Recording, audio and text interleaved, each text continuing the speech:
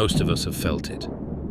You open an old book or see a familiar logo, and for a moment the world tilts. A single letter is wrong. A color has shifted. The phrase you could quote in your sleep has changed its rhythm. It feels small, but something in you hesitates.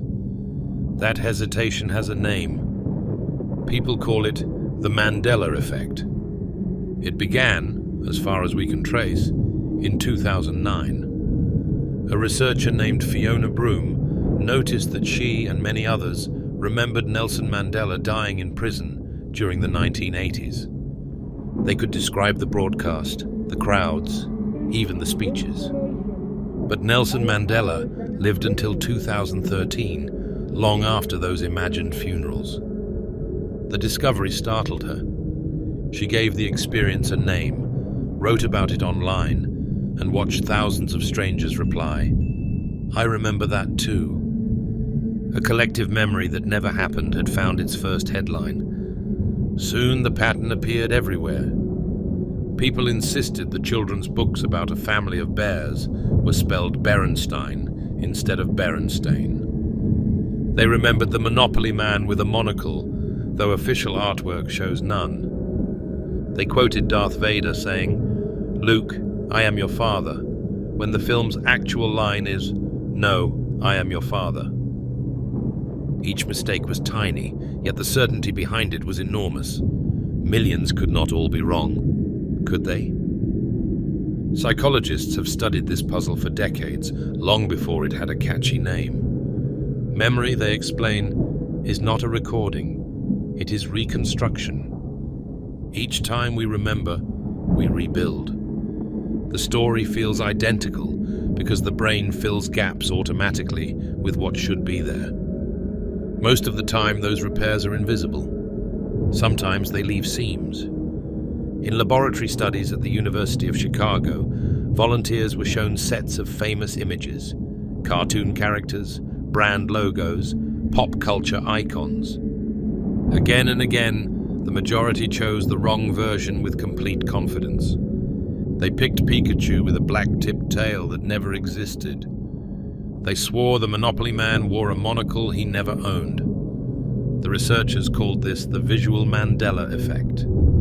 It proved that groups of unrelated people can generate the same false memory without any conspiracy, simply because their minds follow the same patterns of expectation. That word, expectation, is central. The brain favors patterns that make sense. Berenstein looks right because names ending in Stein are common. A rich cartoon banker seems incomplete without a monocle. Even our language pulls us toward the familiar. When imagination fits more neatly than reality, imagination wins. Still, explanation alone does not dissolve the wonder. For many, these mismatched memories feel like fingerprints from another version of history. If the details changed, perhaps the timeline changed. Online forums filled with speculation. Some wondered if parallel universes brushed against ours. Others blamed the Large Hadron Collider at CERN, suggesting that high-energy experiments might have nudged reality sideways. Physicists smiled at the theory. There is no evidence for such a shift. But they also admitted that our understanding of reality is incomplete. At the smallest scales, particles exist in several possible states at once until observed. Observation, in some way still not fully understood, decides which state becomes real. The thought that consciousness helps choose reality is enough to keep the legend alive. But before imagination carries us too far, it helps to know why false memories spread so easily. Human memory is social. We build it together. In studies of group recall, people retelling an event often adjust their memories to match the group's dominant version. Within minutes, they forget who suggested the detail first. What began as one person's guess becomes everyone's memory. The internet magnifies this to planetary scale. A single confident post about a spelling or a movie line can be repeated thousands of times before anyone checks. Algorithms favor the emotional and the familiar, so the wrong version travels faster than the correction. When the correction finally arrives, it feels like an attack on identity rather than information. Identity is the quiet engine of the Mandela effect. We do not defend a letter or a logo. We defend the world that letter belongs to. When evidence contradicts what we know, the conflict is not intellectual, it is emotional. It feels as though someone has edited our personal history while we slept. That emotional weight keeps the phenomenon alive long after the facts are settled. You can show every printing of the Berenstain Bears back to the 1960s, each one spelled with an A. People will nod, look, and still feel the E, because the feeling of memory outweighs the data that corrects it. The sensation of rightness is its own proof. In a sense, this effect is not a flaw. It is a feature of how humans survive. Our brains evolved to build coherent stories quickly from limited information. Certainty helps us act. Doubt slows us down. When the environment rewards speed, accuracy becomes negotiable. That ancient shortcut now meets a digital world where every false detail can find thousands of echoes, and the echoes make the detail seem real. A cognitive psychologist once described it like this: the brain would rather be consistent than correct. Consistency feels safe. Correctness can feel lonely. This helps explain why the Mandela effect draws such passionate communities. Each group becomes a refuge for people whose memories no longer match the world around them. Within that refuge, their version is the truth. They are no longer wrong. They are witnesses to something others cannot see. The relief of belonging outweighs the discomfort of contradiction. And yet there is beauty in that too. The shared search for meaning is one of the oldest human instincts. In the 19th century, entire towns gathered to discuss sightings of mysterious airships in the sky. In the 20th, radio listeners swore they heard alien landings that were only fiction. Every era has its collective misrememberings. The Mandela effect is simply our modern mirror, a reminder that perception and belief dance closer than we think. When scientists talk about memory errors, they often reference the work of Elizabeth Loftus. Her experiments showed that a single misleading question could alter eyewitness accounts of a car accident. Ask, how fast were the cars going when they smashed? And people report higher speeds than when you ask, when they hit. The verb alone changes the memory. Our minds are storytellers first, record keepers second. So when millions of storytellers connect online, their shared errors form a new kind of folklore. Digital folklore written in pixels instead of parchment. Each example, whether it is a movie line or a misplaced country on a map, becomes a campfire story for the information age. A reminder that we trust our minds more than any external record, and that trust is both our strength and our weakness. By the time the term Mandela effect entered mainstream culture, researchers had already started using it to explore deeper questions about collective memory. If large groups can misremember trivial details, could the same mechanism shape history itself? Every society builds its narrative from shared recollection. Each generation edits that narrative to suit the present. Perhaps what we call history is the largest Mandela effect of all, a version of the past reconstructed to make sense of the now. It is an unsettling thought, yet also an empowering one. If memory shapes reality, then understanding memory lets us shape it with greater care. The first step in that understanding is humility, to know that every certainty we hold may contain a small flaw, and that flaw is human.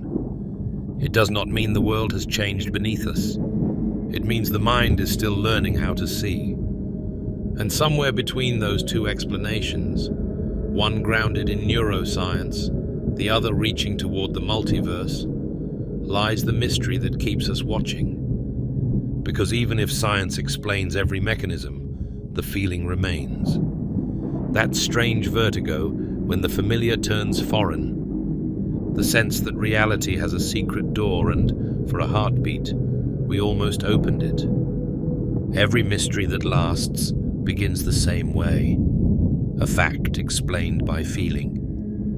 Facts tell us what happened. Feelings tell us what it meant. The Mandela effect lives between those two voices. When the name spread beyond Fiona Broom's first posts, the internet turned it into a map of lost memories. Thousands of small puzzles appeared like stars, each one shining with a familiar unease.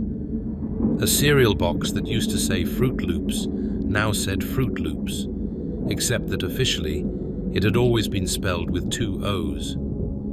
People remembered a song lyric that no longer rhymed. Others swore that a brand logo had changed color overnight.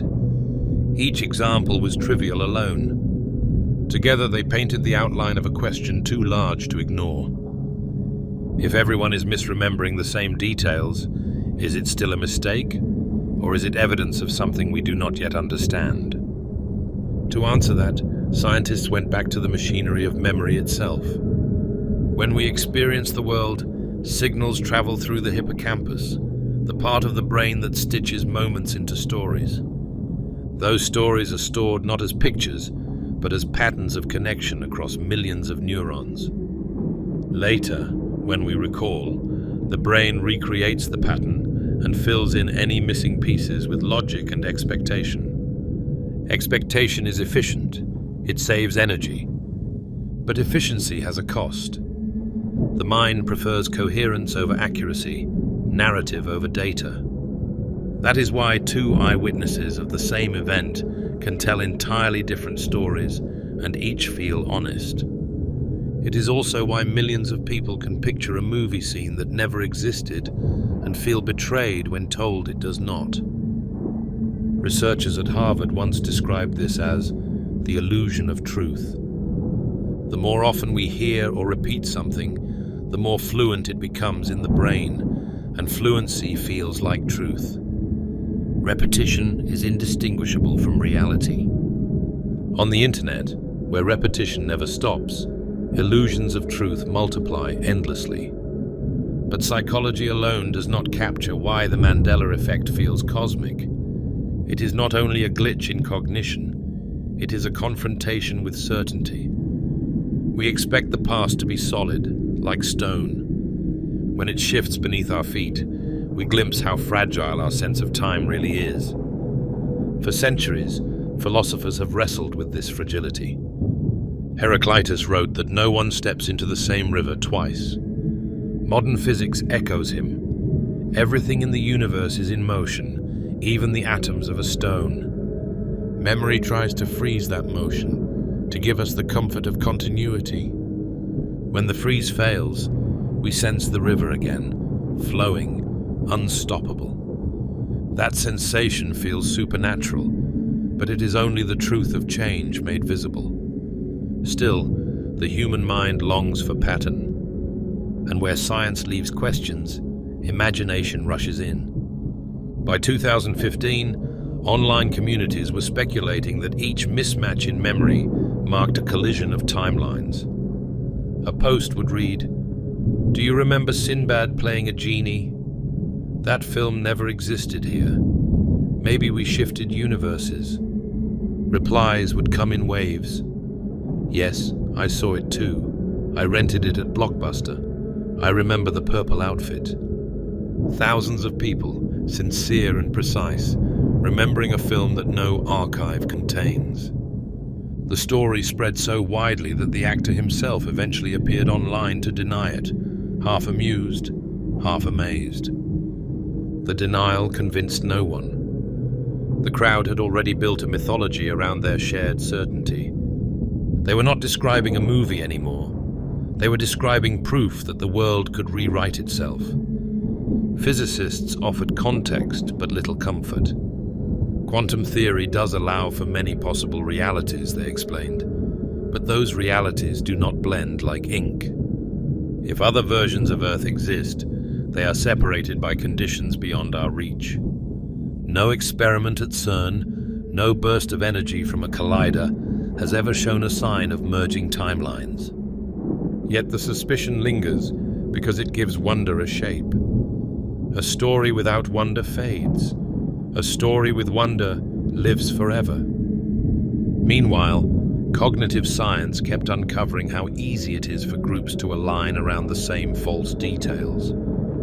In one experiment, researchers showed volunteers a short film of a minor car accident. Afterward, half were asked, how fast were the cars going when they hit each other? The rest were asked, how fast were the cars going when they smashed? That single verb changed their recollection. Those who heard smashed reported higher speeds and broken glass that was never in the film. Language rewrote memory in seconds. If one word can do that, imagine what thousands of memes can do. Every misquote repeated for humor becomes a new engraving in the collective mind. Each like and share is a stroke of the chisel. Some scholars call the internet the largest memory experiment ever conducted. Information spreads not by accuracy, but by emotional charge. A post that says, "Everything changed," carries more electricity than one that says, "We misremembered." The algorithm measures electricity, not truth, and so it feeds the storm. Still, not everyone who feels the Mandela effect is chasing clicks. For many, it is deeply personal. A man might remember a landmark in his hometown that no longer exists, swear that a bridge once crossed a river that now bends another way. He searches old maps, finds no trace, and feels a jolt of loneliness. It is not the loss of a fact that hurts him. It is the loss of alignment between his inner world and the outer one. Psychologists call this cognitive dissonance. Philosophers might call it awakening. Because when we realize our minds are not perfect mirrors, we begin to see that reality itself may be a conversation, not a command. Every person contributes their own version, and together those versions form the tapestry of the world we agree upon. That agreement is fragile, but it is also creative. It allows societies to evolve, cultures to adapt, individuals to reinterpret the past and move forward. The Mandela effect, in that sense, is not an error. It is evidence of evolution. It shows how stories migrate, how communities form around feeling, and how feeling can sculpt belief. Consider how entire civilizations remember differently. Ask citizens of two neighboring nations about a shared war, and their histories will diverge. Ask siblings about their childhood, and their recollections will disagree. Each version feels complete to the teller. The collective memory of humanity is a negotiation, not a verdict. The Mandela effect simply compresses that negotiation into the scale of a tweet. But what happens when negotiation turns to division? When two groups insist on opposite truths with equal conviction? Sociologists warn that the same forces that produce harmless misremembering can also fuel conspiracy. When trust in shared records fades, imagination fills the vacuum, and imagination, unchecked, can harden into paranoia. A harmless puzzle about a cartoon title can evolve into suspicion of hidden powers rewriting history. The line between wonder and fear is thin. To walk that line wisely, we must learn to hold two ideas at once: that our minds are fallible and that the mystery of existence remains vast. Skepticism protects us from deception. Curiosity protects us from despair. Both are needed. That balance is visible even in scientific work. Neuroscientists can map the pathways of recall, yet when asked why certain memories feel sacred, they speak of art and emotion. Cognitive models can simulate recognition, but they cannot simulate awe. Awe belongs to the human experience that science studies but does not replace. In that space of awe, the Mandela effect becomes more than a puzzle. It becomes a mirror reflecting how deeply we want the universe to notice us. When a memory disagrees with evidence, it is tempting to believe that we have glimpsed behind the curtain, that we are special witnesses to a cosmic secret. Perhaps that belief is not vanity, but longing, the ancient hope that reality is personal, that it bends around consciousness like light around a star. No experiment has proved that hope false. None has proved it true. We live suspended between data and desire, between the measurable and the meaningful. The Mandela effect simply names the tremor we feel when those two poles drift apart. Every generation rediscovers that tremor in its own language. The Victorians called it spiritualism. Mid-century moderns called it déjà vu. We call it a glitch in the matrix. Different metaphors, same sensation. The awareness that our perception might be only one layer of a deeper design. Some scientists now explore that idea through the simulation hypothesis. They ask whether consciousness might exist inside a computational reality so detailed that its inhabitants, us, can never detect the code. The theory is speculative, but its logic is elegant.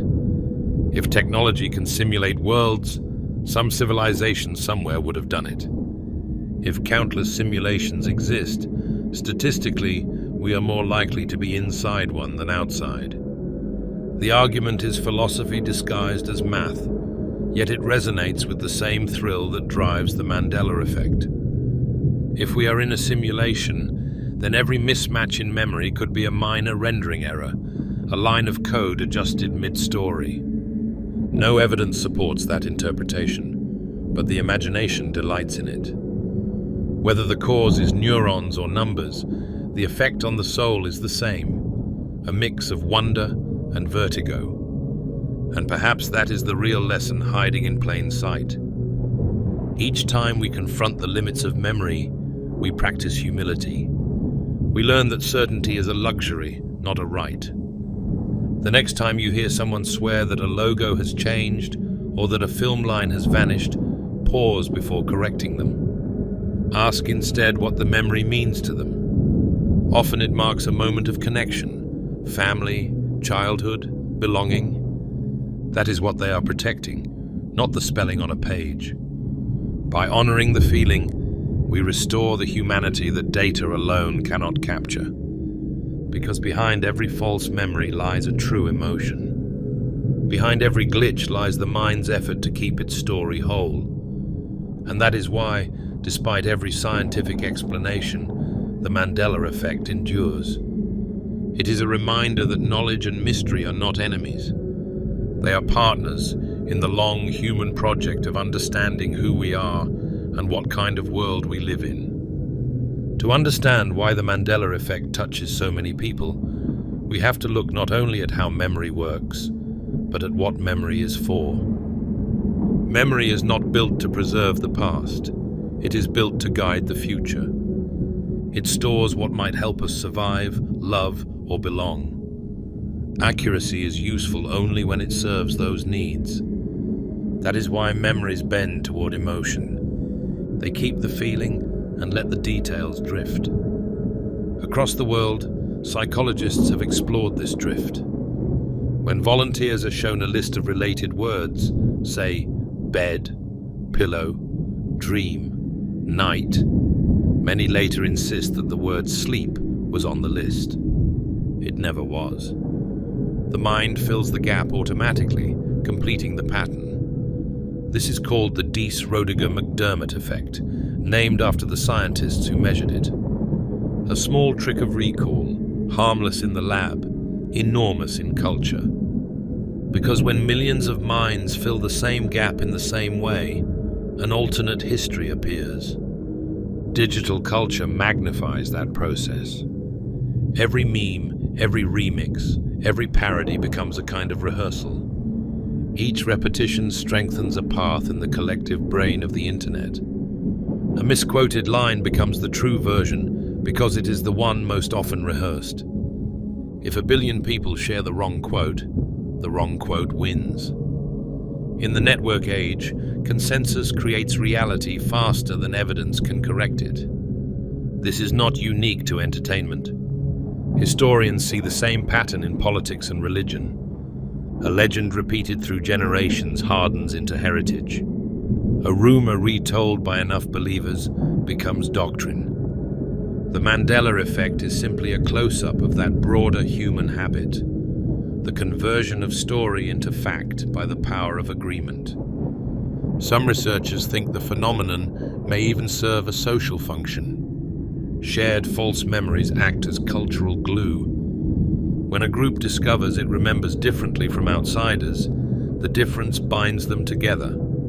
It creates a small us facing a puzzled them. That boundary builds identity. From family anecdotes to national myths, every community uses selective memory to define itself. The internet just accelerates the process. Neuroscientist Daniel Schacter describes 7 predictable sins of memory: transience, bias, misattribution, suggestibility, persistence, blocking, and absent-mindedness. Each so-called sin is also a survival strategy. Transience lets us forget pain. Bias helps us stay consistent with who we think we are. Suggestibility allows us to learn from others without starting from zero. The very features that make memory unreliable also make culture possible. If every detail stayed frozen, we would never adapt. Seen from that angle, the Mandela effect is not a flaw of civilization, but evidence of its flexibility. Our collective mind edits the world as it goes, pruning details that no longer fit the story we need. But the story can turn dark when people start looking for someone to blame for the edits. Online, theories of deliberate manipulation began to bloom. Some accused corporations of quietly changing logos to test public awareness. Others suspected governments of rewriting digital archives. The logic was circular. Any proof that the record had always been consistent became proof that it had been tampered with. The result was a new kind of folklore, technological myth blended with genuine distrust of authority. Sociologists studying these groups noticed something striking. The discussions were less about evidence and more about belonging. Members greeted newcomers gently, comforted those who felt displaced from their reality, and compared lists of remembered details like souvenirs from a vanished world. One researcher wrote that reading the forums felt like listening to emigrants from an invisible country trying to map their homeland from memory. That description captures the strange tenderness behind the phenomenon. Beneath the arguments lies homesickness for a world that feels lost. The internet, with all its noise, gave that homesickness a meeting place. Before forums, people who remembered differently simply felt odd and kept quiet. Online, they discovered each other and found language for their confusion. Language turned isolation into community, and once a community forms, it resists dissolution. Even when presented with overwhelming evidence, many prefer the comfort of shared mystery to the loneliness of correction. There is an echo of older traditions in this too. Throughout history, humans have kept stories that contradict the observable world, creation myths, miracles, visions. Those stories were not mistakes. They were expressions of meaning. They said not this happened exactly as told, but this is what the world feels like to us. In the same way, the Mandela effect transforms confusion into narrative. It tells people, your sense of wonder is real, even if the details are not. Still, wonder is double-edged. When awe curdles into fear, conspiracy steps in. After 2016, as misinformation flooded social networks, researchers began noticing that discussions of the Mandela effect often overlapped with more dangerous falsehoods.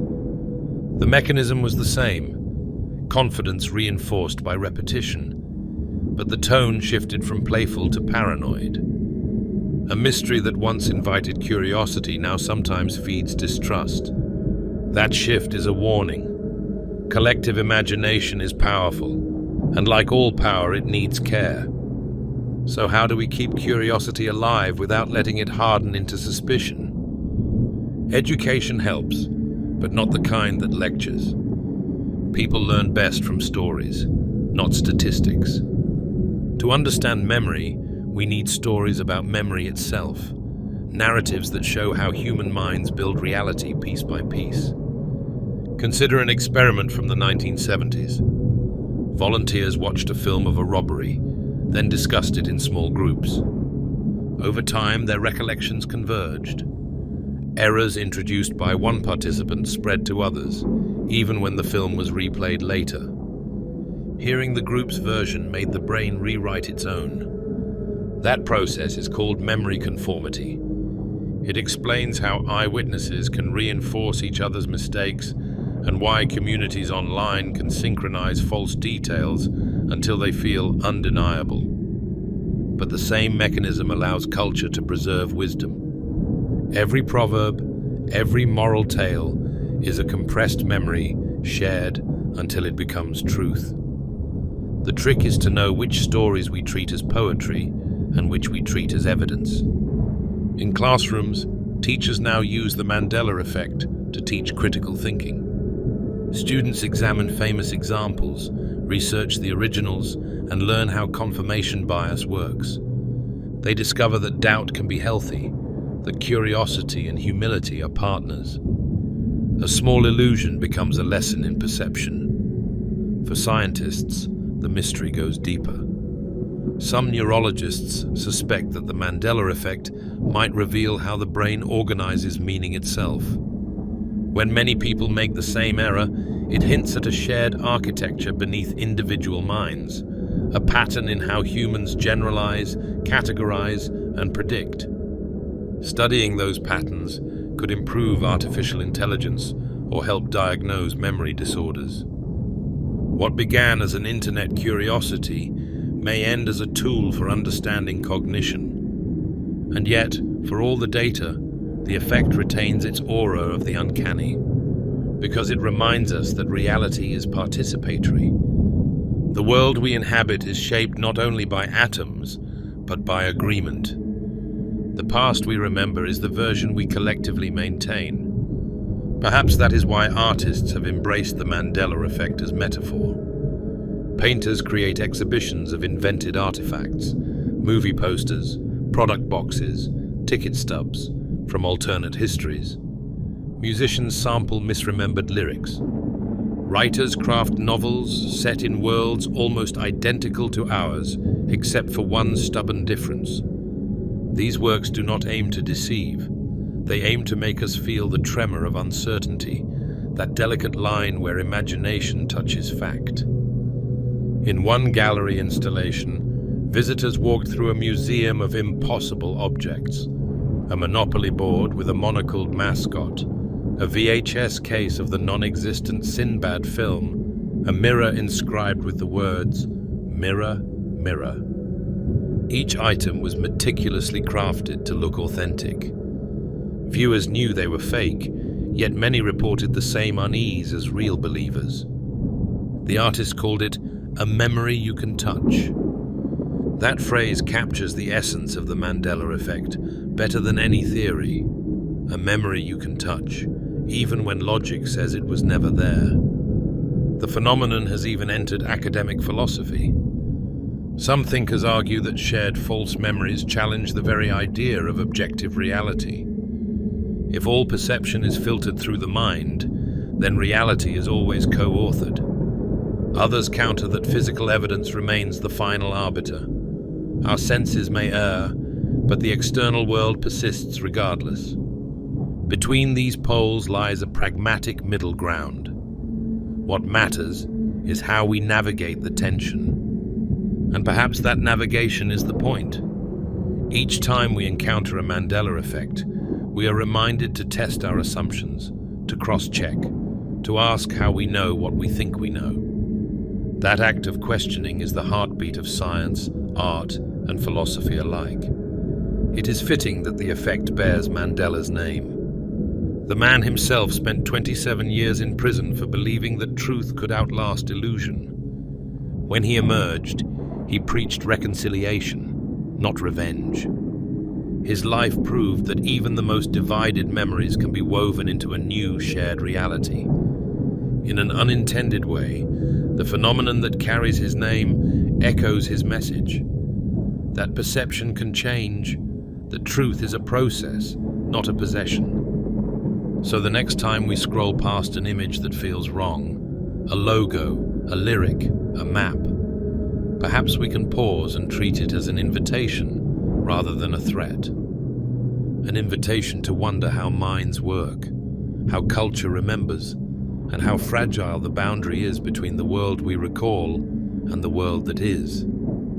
Because that boundary is where curiosity lives. And curiosity, more than certainty, keeps us human. Every mystery invites a return to first principles. When we ask what the Mandela effect means, we are really asking what it means to know anything at all. Knowledge begins as memory shared between minds. To understand how the world can feel like it changes, we have to see how fragile that sharing can be. Imagine a classroom. The teacher writes a list of colors on the board: red, blue, green, yellow, orange, purple. The students read them aloud. Minutes later, the teacher erases the list and asks each to write it again from memory. Nearly everyone adds pink. No one knows who said it first. It simply appears as though the group produced the same dream. That is a small version of what happens online every second. Millions of minds building a consensus that was never true in the first place. Psychologists call this the social contagion of memory. In group settings, recollections migrate toward the majority. Our brains are social organs. They prefer agreement to isolation. Agreement feels safe, and safety feels right. The moment enough people nod, the detail hardens into truth. The internet has turned that reflex into an ecosystem. Every like, share, and repost tells the brain that the information must be reliable. A false spelling or misquote becomes a digital monument. The more people see it, the more familiar it becomes, and familiarity masquerades as fact. In early experiments, researchers discovered that simply reading a list of statements twice made participants believe those statements were more accurate than ones they saw only once. It did not matter whether the content was plausible or absurd. Repetition created credibility. This is why myths persist even after correction. By the time the truth arrives, the rhythm of the lie has already settled into the nervous system. Still, something deeper than repetition drives the Mandela effect. The sensation that the world itself has shifted comes from the brain's reliance on emotion as a compass. When a memory carries strong emotion, joy, fear, nostalgia, it gains priority in recall. That priority can override logic. A childhood cartoon is tied to laughter, safety, family. When the logo or line changes, it feels like the loss of more than ink. It feels like the loss of time itself. Neuroscientists have watched this process unfold in brain scans. When a volunteer recalls a happy memory, the same emotional centers light up as during the original experience. The brain is not distinguishing between then and now. It is reliving, not reviewing.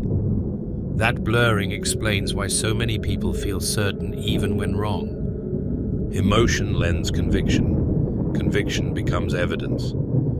In that sense, the Mandela effect is also a study in faith.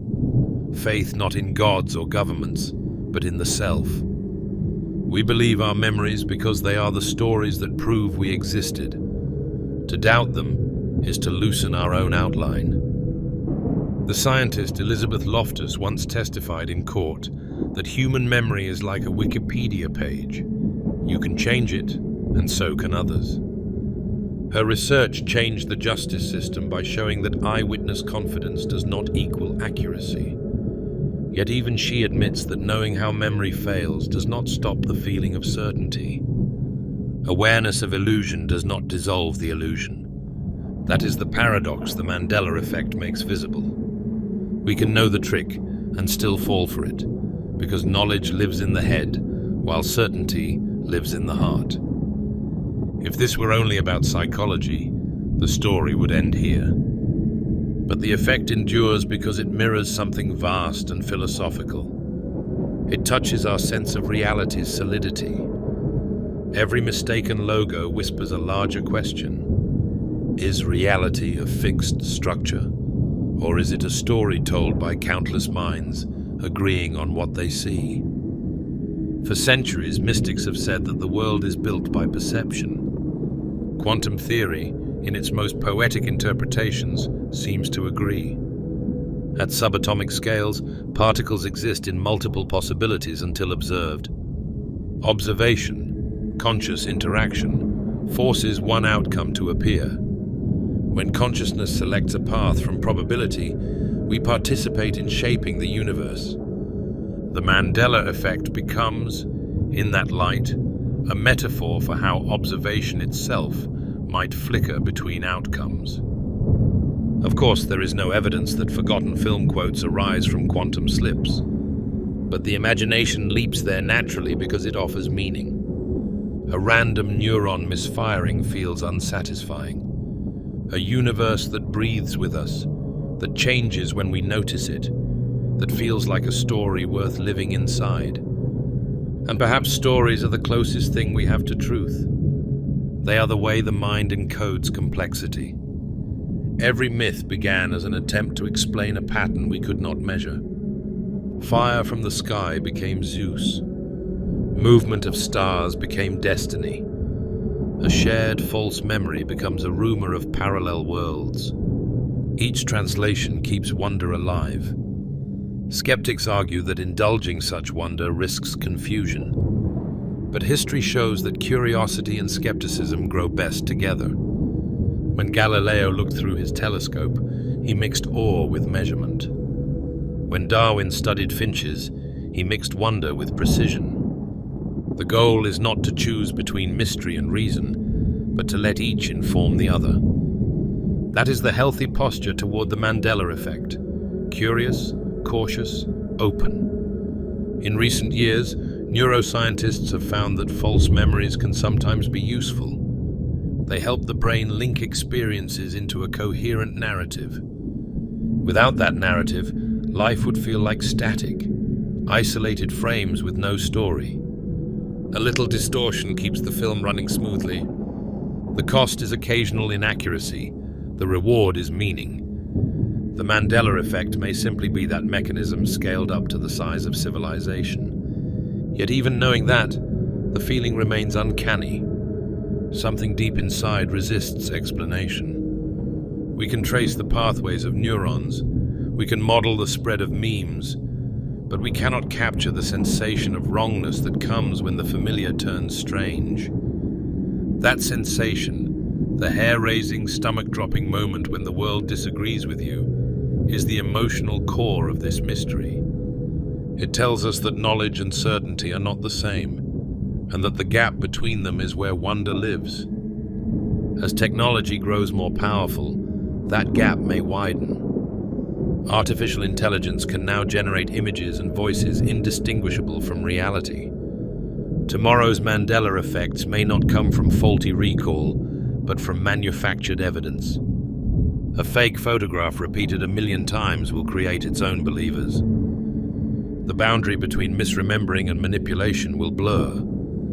The challenge for the next generation will not be to eliminate false memories, but to navigate a world where they can be engineered on demand. Education will need to change for that world. Teaching facts is no longer enough. We must teach how facts are verified, how memory can deceive, how emotion colors evidence. Curiosity will be the new literacy. The ability to say, "I wonder," before I know, may become the most valuable skill of all. In the end, the Mandela effect reminds us that truth is a living conversation. Every correction, Every counterexample, every debate online is part of that conversation. We are not passive victims of false memory. We are participants in the ongoing editing of reality. And if we edit with care, with humility, humor, and hope, the result can be more honest than any perfect recall.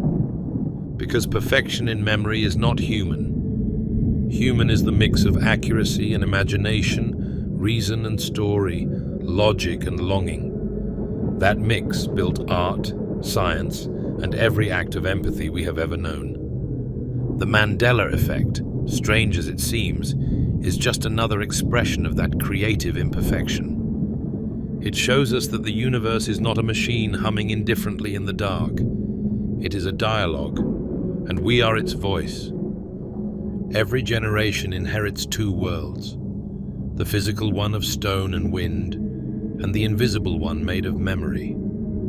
The second world is more fragile because it depends on attention. If attention fades, the world of memory shifts its shape. That is the quiet mechanism behind every Mandela effect, the slow erosion of detail, repaired by imagination until the repair becomes belief. To see that mechanism at work, we can look at a place rather than a product. In small towns across continents, locals often disagree on where an old road used to run or which building once stood at a corner. Maps and photographs tell one story, conversation tells another. The difference does not come from deceit.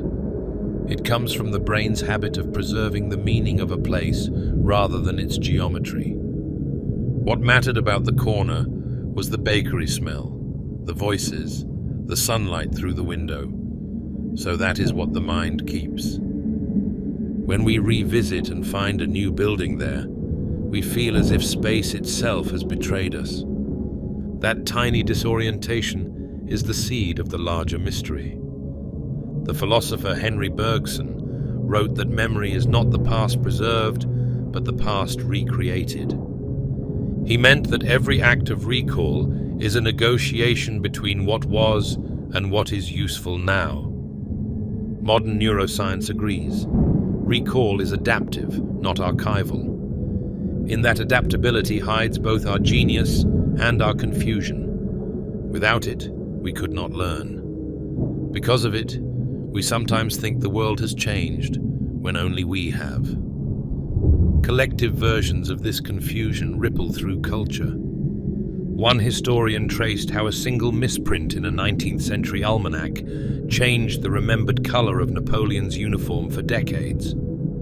Another found that a mistranslated Bible verse about pearls before swine reshaped entire moral arguments. Each error endured because it felt truer to those who repeated it. Truth, it seems, is often what fits the story we already believe.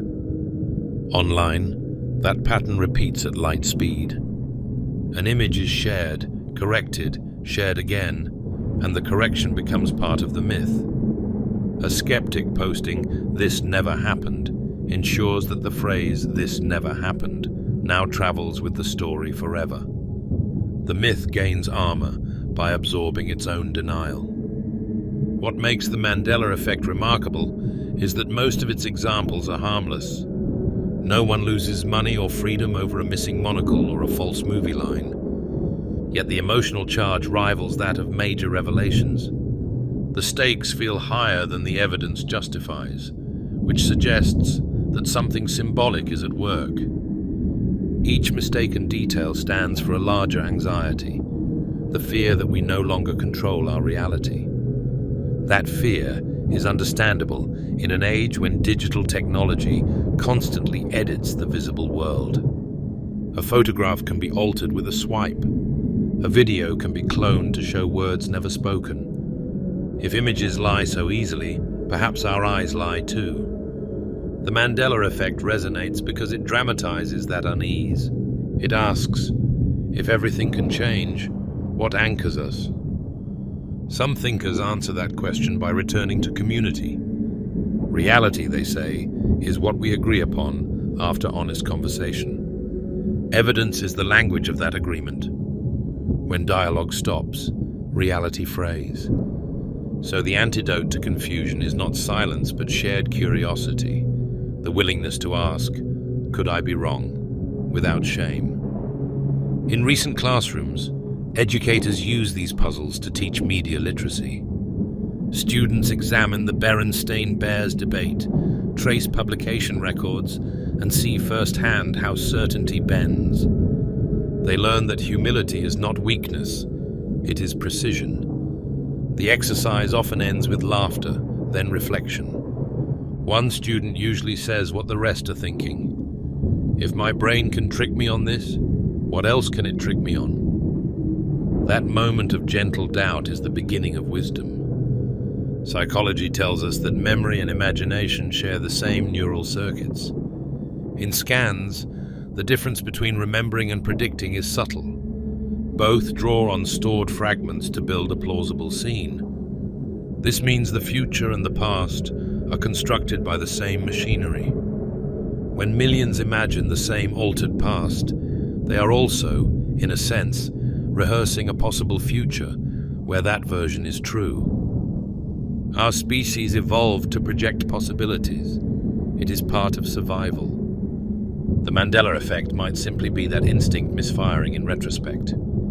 Yet even knowing this, we continue to feel that something stranger hums beneath. The feeling itself is data. It tells us that emotion plays a larger role in knowledge than logic admits. Reason explains the structure. Feeling tells us what matters about the structure. Without feeling, facts would be weightless. That is why art often reaches where science cannot. Painters, writers, and filmmakers translate the unease of shifting reality into image and sound.